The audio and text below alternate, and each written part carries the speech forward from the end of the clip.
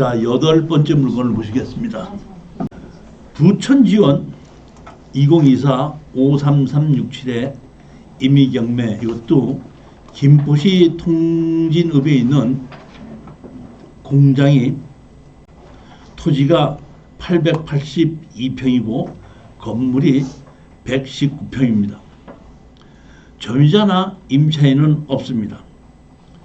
여기도 감정 가격을 보시게끔 되면 28억인데 13억 7천까지 하락을 했고 땅 가격은 24억입니다. 즉 땅 가격과 최저 가격이 감정 가격에 약 10억 정도 차이가 납니다. 저는 절대로 이 가격을 믿지는 않습니다. 여러분들이 다시 확인해 봐야 되는데 10억 차이가 나지만은 5억, 6억 차이만 나더라도 투자하는 데는 성공할 수 있다.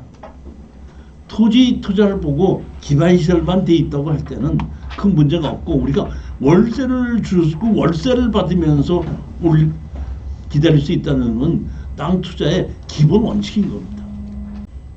여기 보시면 단층으로 공장이 2개가 돼 있고 땅이 4필지입니다. 이렇게 땅이 4필지인데 대지가 2필지고 도로가 2필지가 있죠. 자, 여기 보시면 이렇게 대지가 2필지고 여기에 토지, 여기에 도로가 2필지입니다. 아까도 공장에 무감리 공장에 조가리 땅이 포함이 되어 있었고 여기도 이렇게 조가리 땅이 포함이 되어 있죠. 이 조가리 땅이 왜 이렇게 포함이 되어 있는가, 이거를 제가 오늘 설명을 드리도록 하겠습니다. 자, 여기 보시면 이렇게 도로에 보면 이렇게 되어 있습니다. 용도 지역은 계획관리 지역입니다. 여기가 북한하고 가까워서 그런지 항공사진이 다 보이지가 않습니다. 여기에 보면 좀 조금 김포에서부터 상당히 북쪽으로 올라간 쪽입니다. 이렇게 큰 건물이 이렇게 한 동, 2동이 이렇게 같이 붙여져 있습니다. 앞에는 이렇게 천막 같은 걸로 또 창고도 지어져 있습니다. 여기 보시면, 자 보십시오. 이게 공장 아닌데 여기 보면 창이 위에 있고 밑에 있죠. 여기 철골로 이렇게 되어 있습니다. 그러니까 이거는 이 건물이에요. 이 건물 보게끔 되면 지금 창이 2개죠.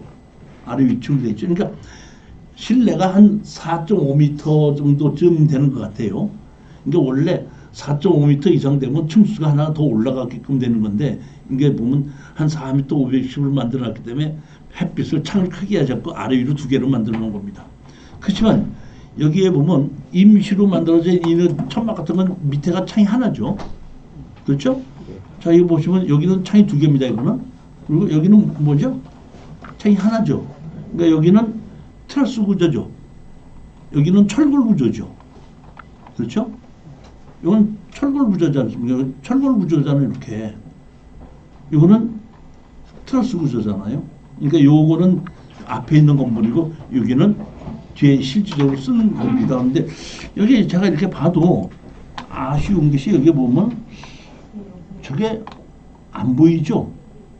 뭐죠? 호이스트가 안 보이죠? 그 대신 여기 뭐가 있죠? 지게차가 있죠. 지게차가 들어서 옮기는 걸로 이렇게 하고 있는 그런 공장입니다. 주식회사 우인 프렌디 이렇게 돼 있고 임의경제인데 여기 보시게끔 되면 보면 UI체 38차 유동화 전문 회사로 돼 있죠. 즉 이 얘기는 이거는 그 MPL로 넘어갔다 이런 뜻이거든요. 그러니까 이거를 입찰에 들어갈 때는 기왕 입찰에 들어가는 것보다는 MPL 담당자하고 해서 채권 채우를 얼마에 매각하겠는가 해서 협상을 해서 들어가면 우리가 더 수익을 올릴 수도 있습니다. 보면 여기 보시게끔 되면 청구를 지금 얼마로 했죠? 15억 4,300을 했죠. 자, 근데 아까 이것이 얼마였었죠? 최저 가격이 13억이죠. 쉽게 얘기하면은 얘네들은 15억 정도를 다 받으면은 자기네들은 팔겠죠. 그러면 자기네들 다 받을 수 있으면 우리는 마진이 없죠. 그러니까 우리가 마진을 가지려면은 얘네들 받을 돈이 16억이 있는데 우리가 13억 주고 산다. 했으면 내가 입찰을 그 16억에 사갖고 16억에 입찰이 들어가. 실질적으로 13억에 사면서. 그래서 13억에 사면서 16억에 산 걸로 만들어 놓고 나중에 팔을 때 16억을 주고 산 걸 17억 주고 팔게끔 되면 1억만 남는 것만 하는 거고, 또 하나는 13억 주고 실질적으로 샀으면 16억 주고 산 걸로 만들었지 않습니까? 그럼 다른 곳에서 대출을 받을 때 16억 갖고 감정평가를 해갖고 14억을 대출을 받을 수 있다, 이런 뜻입니다. 그게 이제 그 NPL의 핵심인 건데, 여기서 보면은 다 받고 있는지 어느 정도 했는지는 모르겠지만은 적당한 선에서, 제가 보면 청구는 지금 15불 했지만 지금은 많이 늘어났을 거예요. 이거는 1년 전에 청구한 금이기 때문에 적당한 금액에서 잘만 하고 현지 가격만 잘, 매매 가격과 그 다음에 임대주는 가격과 잘 해보게끔 되면은 아마 협상만 잘 되면은 수익을 올릴 수 있습니다. 저는 NPL을 전문으로 하지 않지만 다른데 NPL을 전문으로 강의하는 데도 있죠. 홍사님 가보셨어요? 예. 그 NPL을 전문으로 하는 것은 NPL을 전문한 게 아니라 그 NPL을 파는 담당자하고 지금 이미 관계가 있어서 적당한 가격을 협상이 잘 되는 거야. 나는 방법을 알지만은 그 NPL 담당자하고 안면이 터 있어갖고 얼마 해달라는 이게 협상이 잘 안 돼요. 그러니까 NPL 전문으로 하는 데는 그런 쪽하고 이렇게 관계가 있어서 좀 이렇게 그 가격을 조정할 수 있는 능력이 있으면 NPL을 잘하는 사람이고, 그거를 잘 할 수 없다 그러면 그 NPL은 헛거예요. NPL은 뭐냐면 배당받을 권리를 사는 거거든요. 그러니까 이거는 내가 팔면 배당을 얼마를 받을 수 있는데 배당받을 권리를 얼마에 주고 사느냐가 NPL의 핵심이기 때문에, 그 NPL은 그것뿐만 아니라 지금처럼 높은 가격에 사는 걸로 해서 대출을 받을 수도 있고, 그러니까 자기 돈 한 개도 안 들고 대출만 받아갖고 할 수 있는 경우가 있어요. 그 대출 받는 거 갖고 월세만 받을 수 있다면 자기 돈 한 개도 안 들이고 투자하는 것이 NPL이에요. 보면. 하여튼 그런 방법도 있다는 걸 아시고 NPL 담당자하고 협상을 잘 할 수도 있다, 이런 뜻입니다. 땅 자체는 상당히 넓고 좋은 것 같아요. 17억 2,500인데 지금 청구를 15불 했으니까 지금 한 16억 정도는 받을 게 있을 것 같은데. 자, 제가 아까 그 공장에 조가리 땅이 같이 경매로 집어넣지 않습니까? 그게 왜 나오는지 제가 설명을 드리겠다고 했죠. 자, 건축법 제2조 이 법에서 사용하는 용어의 뜻은 다음과 같다. 도로란 보행과 자동차 통행이 가능한 너비 4m 이상의 도로로서 다음 항목 어느 하나에 해당하는 도로나 그 예정 도로를 말한다. 넓이가 4m 이상이 돼야 된다, 이런 뜻입니다. 근데 4m뿐만이 아니라 그 건물의 크기에 따라서 6m를 지정할 수도 있어요, 보면. 그러니까 최소한도 4m라는 얘기지 4m면 무조건 다 4m만 있으면 된다, 이런 뜻은 아닙니다. 근데 여기 보면 뭐가 있죠? 건축법 46조에 보면 건축선의 지정이 있죠. 그러면 4m가 안 되는 곳은 전부 다 건축허가를 안 내주냐? 그건 아니라는 겁니다. 4m가 안 돼도 아까 건축허가를 내주는 경우가 있다 그랬죠. 보면 자 보십시오. 그 대신에 그냥 내주는 것이 아니라 조건부로 내줍니다. 뭐냐면 도로의 접한 부분에 건축물을 건축할 수 있는 선은 대지와 도로의 경계선으로 한다. 다만 소요 너비에 못 미치는 너비 도로의 경우에는 그 중심선으로부터 그 소요 너비인 2분의 1만의 수평거리를 물러난 선을 건축선으로 하되, 이렇게 되면 되었습니다. 즉 4m가 건축법상 도로인데 공장이 지금 몇백 평짜리 땅이다 보니까 6m 도로가 필요한데 실질적으로 4m 도로밖에 없다, 이런 뜻입니다. 그럼 거기를 6m가 안 되니까 건축허가를 안 내주냐? 안 내준다면 전부 다 그 공장 하나도 못 들어오거든요. 그러다 보니까 중심선에서부터 그 필요한 만큼은 후퇴를 시키는 겁니다. 그러니까 그 자기 건축허가 받는 땅을 도로로 내주는 겁니다. 도로를 내주고 또 옆에 땅에 또 건물을 짓는다면 또 그만큼 내주는 거예요. 그러니까 몇 년에 걸쳐서 계속 건물을 다 짓다 보면 그 도로를 확보할 수 있게끔 만들어 놓는 것이 이게 뭐예요? 건축선이에요. 이게 예전에 건축선은 무조건 건축법에 물러난 선을 건축선으로 한다 해가지고 땅을 지금은 이렇게 잘랐지 않습니까? 옛날에는 자르지도 않았었어요. 그냥 무조건 건축허가 날 때에 건폐율과 용적률을 적용할 때 그 후퇴한 선 1m든지 2m로 후퇴한 선을 만들었거든요. 그러니까 등기부등본을 보면 500평인데 건축물 관리자격은 480평이야. 건축선 후퇴가 돼갖고. 그러니까 사람들이 후퇴된 것도 잘 몰라요. 그래갖고 제가 한 그 10년 전에 건축법 강의할 때 이건 좀 잘못된 것 같은데 여러분들이 이런 걸 조심해야 된다고 했더니 그 다음부터는 건축선 후퇴할 때는 자릅니다. 자릅니다. 보면. 그러면 이게 보면 자 자르다 보니까 자른 것만 가지고 담보를 잡힐 수도 있죠. 잘랐으니까 번지수가 달라진 거 아니에요. 그러니까 건폐율과 용적률에 잡혀있는 땅만 가지고 설정을 해갖고 경매를 집어넣다 보면 내 땅하고 앞에 쪼가리 땅이 남았죠. 그 땅을 침범하고 들어와야지 내 땅에 진입을 할 거 아닙니까?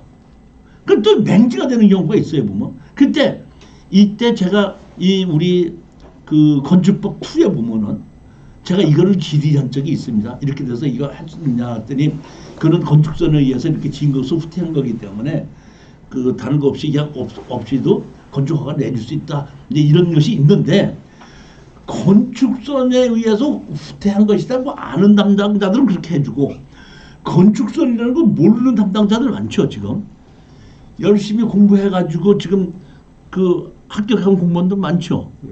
그 공무원이 건축법 공부했어. 저기 뭐 공무원 시험 공부했어. 공무원 시험은 공부했는데 그 용인 시청에 갔더니 너 건축 거기서 근무해다 보니 자기가 근무하는 거예요. 그러니까 그때는 그걸 알아요 몰라요. 모르니까 안 된다고 그 맹지르고 상승을 받아라 또 이런 경우도 있어요. 보면 그럴 때 어떻게 해결해야 되고 우리가 무슨 주장을 해야 되는가는 이제 제가 건축법상 도로 때 강의하지만은 이렇게 가장 중요한 게 뭐냐면 제가 아까 뭐라지 출입에 지장이 없는 경우라고 그랬죠. 건축법이 언제 만들어졌죠? 1962년도에 만들어졌어요. 그럼 건축법상 도로는 4m 도로라는 것이 없을 때도 건물이 지어졌죠. 그래서 오랫동안 도로를 썼죠. 근데 그 도로를 이용해서 4m가 안 된다고 해서 그 동네 건축허가 하나도 안 내줍니까? 아니라는 얘기입니다. 내준다는 얘기. 출입에 지장이 없어도 내준다는 얘기. 현황도로가 있으니까. 다만 조건이 뭐냐면 도로 너비에 부족하니까 중심에서 후퇴해라 이런 뜻입니다.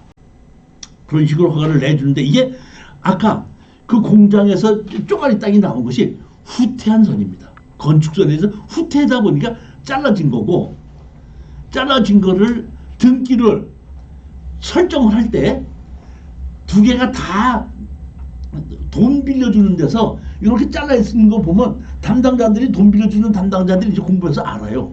알아가고 그 앞에 땅도 이게 잘라줬으니까 이게 건축선에서 후퇴한 거라고 하고 주인이 같은 게 이 앞에 것도 설정할 때 같이 집어넣을 수 이렇게 얘기해요.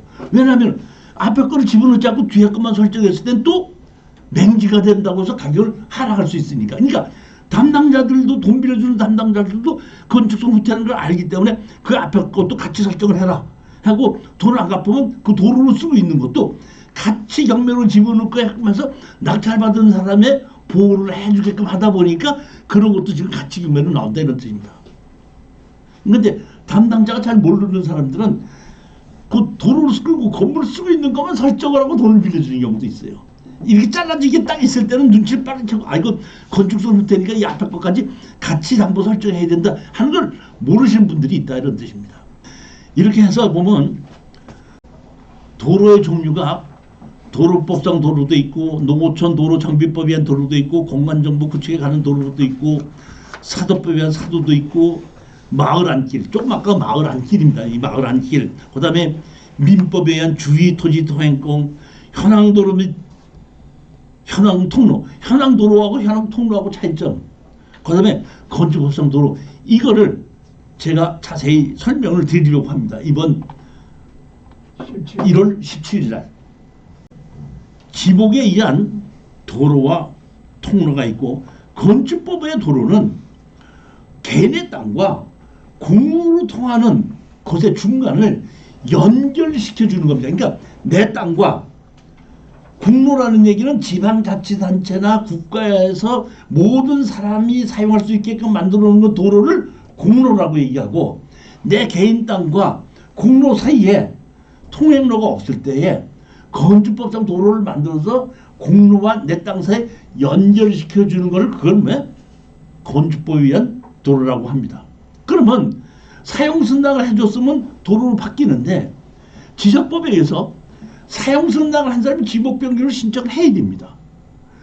사용승낙을 해주기만 했고 자기가 지목변경 신청을 하지만 옛날 지목이 그대로, 지적법에 보면 반드시 뭐라고 나와 있냐면 토지주가 지목변경을 신청해야 된다 이렇게 되어 있습니다. 토지주가 지목변경을 신청하지 않으면 현황이 달라져 있어도 지목변경을 마음대로 못하게끔 돼 있다는 뜻입니다. 그러니까 땅 주인이 도로로 사용승낙을 해주고 지목변경 신청을 안 하면 옛날 전 다 대지 그대로 있을 수 있다는 얘기예요. 그러면 그것은 건축법상 도로가 아닌 걸로 착각을 할 수가 있기 때문에, 사실은 2012년도서부터는 강제로 담당 공무원이 도로로 바꿀 수 있게 법을 바꿨어요. 그때부터는. 그래갖고 인감증명을 받아, 너 이거 지목을 도로로 바꾼다, 그리고 다른 사람이 사용해도 괜찮다, 너 여기도 도장 찍어, 그 인감증명 청구해 하고 제출하게끔 2012년도서도 그렇게 만들어졌는데, 2012년 전에는 그게 없었다는 얘기예요. 그러니까 경매로 나온 땅이 2012년 이후에 나올 수도 있고 된 것도 있고 그 전에 나온 거 있을 수 있다 보니까 우리로서는 그게 좀 복잡해가지고 이게 도대체 건축법상 도로로 되는 거야 안 되는 거야, 사용승을 받아야 되는 거야 안 받아야 되는 거야, 이런 것을 구분하기가 어려울 것이 있는데, 그걸 제가 정확하게 설명을 드리겠다는 얘기는 언제? 1월 17일. 동영상으로요? 20명이면 20명. 저는 제가 너무 자잔척하는 것 같지만은 오늘 이 건축법상 도로 만들기는 나 자잔척하고 싶어요. 나만큼 아는 사람 없다고 난 자부해요. 누구든지 제가 장담하고 얘기합니다. 도로에 대해서 문제가 생기면 저하고 상담하십시오. 내가 상담한다고 해서 돈 내놓으라고 안 할 테니까 우리 양 사장님도 문제가 있으면 상담하십시오. 도로에 대한 것은 제가 정확하게 자신나게 해결해 드릴 수가 있고, 이번에는 담당 공무원이 얘기한 답변만 가지고 가지만 1월 달에는 담당 공무원이 해줘야 되는데 안 해준 거를 소송으로 판결문으로 해결했던 거를 2월 달에는 그걸 가지고 강의를 하겠다는 얘기입니다. 마을 안길. 마을 안길입니다. 마을 안길. 저희 마을 안길이라는 거가 제가 10년 전, 15년 전에 담당 공무원한테 가서 현황 들어가고 이거 건축 허가해 줄 수 있어요? 그러면 담당자들이 이거 마을 안길이네요 이렇게 얘기하는 것을 내가 들었었는데, 이번에 개발행위 허가 지침에 마을 안길이라는 용어가 처음으로 공식적인 공문에 마을 안길이라는 용어가 이번에 처음 나와서 24년도에 처음 나왔더라고요. 그 이전에는 한 10년 전에는 담당 공무원들이 이렇게 현황 들어가고 보고 이거 마을 안길이네, 마을 안길은 내가 건축학원 해드릴 수 있습니다 이렇게 얘기를 했었던 경우거든요. 그게 이제 보면 마을 안길을 내가 정리를 했습니다. 그거를 관습법상 통로로 오랫동안 마을 주민 또는 특정 토지 소유자들이 사실상 계속 이용해온 통로가 생활상 필요하다고 사회 일반의 인식으로 인정되는 경우에 통로를 마을 안길이라고, 법률에 명면 규정은 없어도 통행할 수 있는 권리가 인정되는 통로다. 토지 소유자가 오랫동안 명시적으로 반대하지 않았으며 지자체에서 포장, 배수로 등에 사용해온 통로를 마을 안길로 한다고, 제가 마을 안길에 대해서 처음으로 이렇게 정리를 해본 겁니다. 이게 어디에도 없으니까 제가 이게 처음 만드는 겁니다. 우리나라에서 마을 안길에 대해서. 그러니까 이러한 그 마을 안길이 제가 보기에는 개발행 허가나 건축법에서도 이런 명명 규정이 앞으로 들어갔으면 하는 생각이 있습니다. 그러는 마음에 제가 이 마을 안길이라는 것에 대해서 이렇게 정리를 해본 겁니다. 26년 1월 17일 오후 1시부터 6시 동안 5시간 동안 이곳에서 교재 포함해서 교재 지금 열심히 만들고 있습니다. 그러니까 이 교재는 제가 그 한 5, 6년 전에 이 교재를 제가 만들어서 출판한 교재가 있는데 이 출판한 교재 이후에도 내가 아는 게 많다 보니까 추가를 해서 제가 따로 편집해서 만든 게 있기 때문에 여러분들이 이날 강의를 들어오시면 교재를 2권으로 드려요.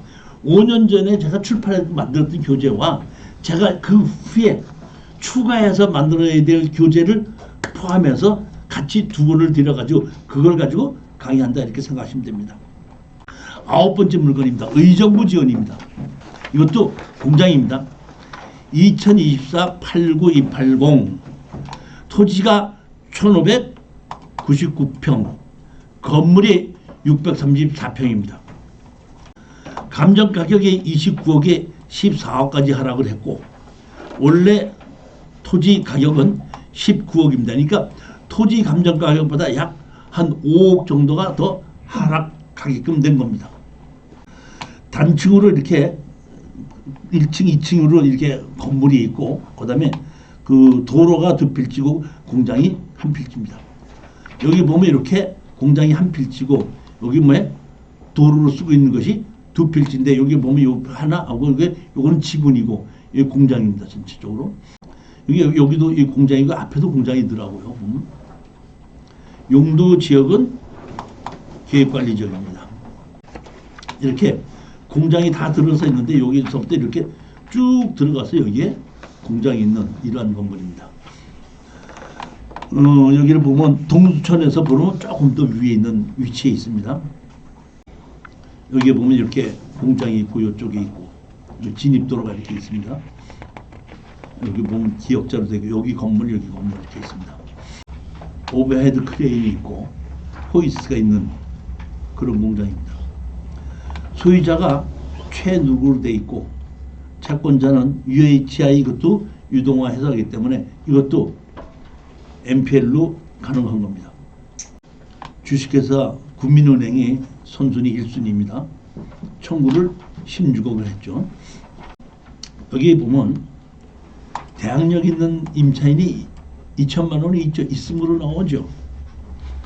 이건 뭐냐면은 땅 자체는 개인이 갖고 있고 그 빌린 거는 법인이 빌렸는데 땅 주인이 그 법인의 대표이사예요. 그러니까 이거는 땅 주인과 법인이 같지만은 법인과 땅 주인은 전혀 다른 거거든요. 그렇기 때문에 이 사람이 법인의 대표이사고 땅 주인이기 때문에 법인의 대표와 땅 주인이 계약을 한 거기 때문에 이거를 제가 보기에는 대항력을 해달라고 하면 인정해 줄 수도 있다고 보는 겁니다.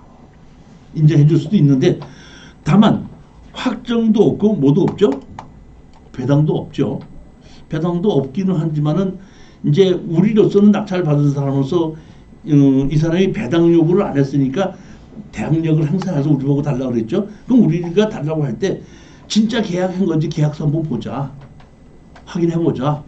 했을 때 뭐 가짜로 만들어냈다고 그러는 때는 우리가 이거는 가짜 계약서 아니냐고 할 수가 있죠. 그러면 걔가 가짜 계약서를 만들어 정확하게 이제 계약한 걸 입증을 해라. 이건 가짜 아니냐 하고 했을 때 아마 가짜 계약서를 만들어서 낼 수가 있는데 만약에 가짜 계약서의 날짜가 맞춰서 법인 날짜고 맞춰서 돈을 송금시킨 게 있다 그러면은 우리는 인정해 줄 수밖에 없고 만약에 그런 머리까지 썼다면 그렇지 않고 계약서 쓴 날짜가 있는데 돈을 입금하는 적이 없다. 이건 가짜 계약서 아니냐 하면은 깨트릴 수도 있고 근데 제가 봤을 때 많은 돈이 아니고 2천만 원 정도는 요구하면 해서 깨트리면서라도 그런 정도쯤은 여기 있는 거 모든 걸 다 준다고 그러면은 그리고 순수하게 명대해 준다고 하면은 그런 정도는 줘도 우리 10몇 억짜리니까 2천만 원 정도는 입찰 들어갈 때 2천만 원 들 쓰고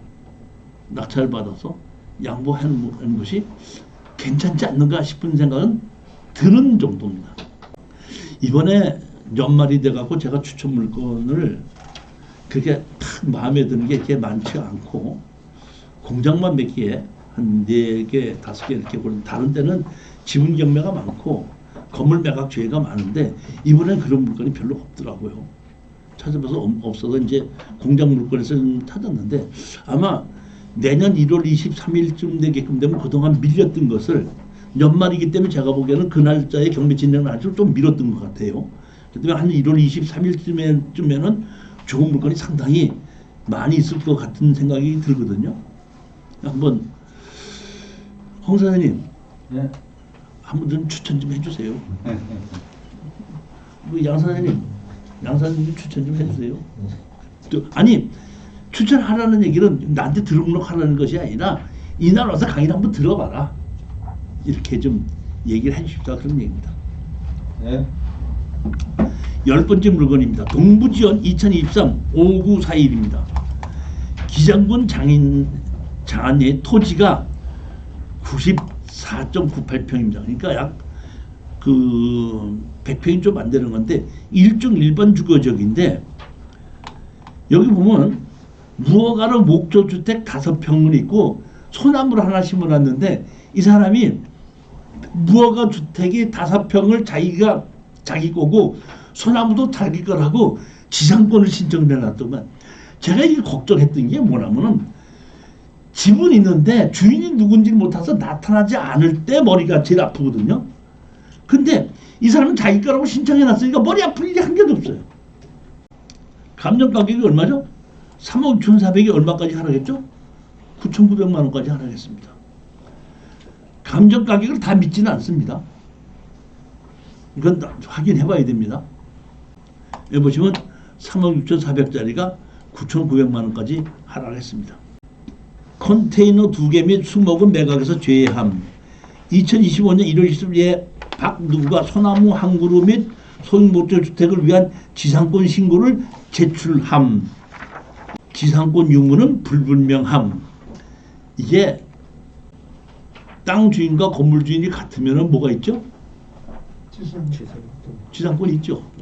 그럼 이 사람이 여기서 소나무를 기르고 통나무 5평짜리를 쓰려고 지상권 주장해 갖고 자기 월세를 계속 낼 수 있을까요? 여기 보면 감정 가격이 얼마죠?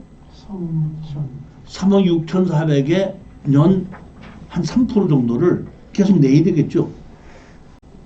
제가 판단하기에는 뭐 소나무 기르려고 지도 내는 사람이 있으면 한번 와보라고 그래요. 보면은 우린 철거하고 지도 수속 내고 이런 경우에는 제가 보면은 이 사람의 개인 재산을 압류해서 개인 재산을 경매로 지금 철거 지료를 가지고 그렇게만 하면 협상 바로 될 거라고 보는 겁니다. 다만 제가 보기에는 대로변에서 조금 들어간 곳이거든요. 이게 보면 이 대로변에서 조금 들어간 곳이에요. 여기 보면 그러니까 이쪽으로도 도로가 있고 이쪽으로도 도로가 있는데 큰 도로에서부터 좀 들어가 있어요. 한 30m 정도가 들어가 있어요. 보면 자 한번 보시겠습니다. 요 땅입니다. 여기 앞에 집이 있고 그 대로변이 있고 요 뒷골목이 이렇게 있습니다. 사실 이렇게 대로변에서 조금 들어간 곳을 한 15년 전에 낙찰을 많이 받았어요. 어디 강남 교대에 옛날에 그렇게 상가 이런 거 지어지기 전에 택지를 분양하느라고 해서 집이 이렇게 돼 있고 가운데 골목길로 들어가는 것이 집이 하나 있었거든요. 그럼 그게 감정으로 경매로 나오면 가격이 싸요. 그럼 제가 그걸 낙찰받기로 하는데 그 환경이 변하다 보니까 그걸 전부 다 묶고 갖고 빌딩 올려야 되죠. 그러니까 바깥에 있는 땅이랑 그 땅이랑 똑같이 같이 다 있어야 되거든요. 그러니까 그거 사라고 월세 주고 기다리라 그래갖고 거기 빌딩 올라갈 때 가격도 올라갔고 중심가격으로 받다 보니까 4~5배 이상을 수익을 올렸던 적이 많이 있었던 게 그때입니다. 그때는 양도소득세를 공시지가로 냈거든요. 그러니까 사놓고 1년 지나봐야 공시지가 안 올라가는데 양도소득세 낼 것도 없었어요. 그러던 시절도 있었습니다. 그게 이제 그 우리 노무현 대통령께서 야 그거 공시지가로 해주고 실거래가로 해 이렇게 바꿔버리는 바람에 지금 조금 이제 그 다음서부터 양도소득세를 많이 냈겠는데 그 당시는 그랬었다 이런 얘기입니다. 일종 지구 단위 계획 구역은 뭡니까? 일종 지구단위 계획구역은 뭐 계획을 했다는 뜻이죠 보면. 근데 제가 보면 이렇게 뺑 둘러싸여 있죠 도로로. 중심이 있죠. 이게 변화가 될는지 안 될는지 좀 이건 부산에 계신 분이 좀 알아야 되는데 그런 면으로 자신이 없지만은 3억 6천짜리가 9천원까지 떨어지면 3분의 1까지 떨어진 거거든요. 그러니까 뭐 1억 한 1, 2천 정도의 낙찰 받으면은 3억 6천이 아니라 2억 정도 주만 하고 매도만 된다고 하더라도 돈이 되지 않을까 싶은 생각에 추천한 겁니다. 여기 보시면 이렇게 여기 보면 그 감정평가가 하는 이 앞에 이렇게 음식점 같은 카페가 있고 요 골목 들어가서 여기 그렇게 보면 여기 통나무집이 있는 거거든요. 제가 지금 로드뷰로 봤더니 숲이 이렇게 잔뜩 있어고 이게 보이지도 않아요. 그러니까 제가 가보지는 못해갖고 모르겠더라고요. 이렇게 도로는 있습니다만 뒷땅으로 이렇게 들어가게끔 되면 여기에 있는 이렇게 그 통나무집이 조그만 게 하나가 있고 통나무 쪽에서 반대쪽으로 보면 이렇게 넓은 땅인 겁니다. 컨테이너에 청구를 얼마를 했냐면은 한 누구의 그 개인 땅이고 일준이 신한은행에서 대출해 줬는데 신한은행에서도 감정을 2억 2천을 했다는 얘기는 그 정도 감정 가격이 그렇게 크게 틀리지는 않았다 이렇게 보는 거거든요. 그러니까 신한은행에서 1순위에서도 대출을 해주고 이렇게 자기네 대출해 준 가격을 다 못 받아가는 경우도 꽤 이렇게 신한은행이 그 지상권 설정을 해놨네요.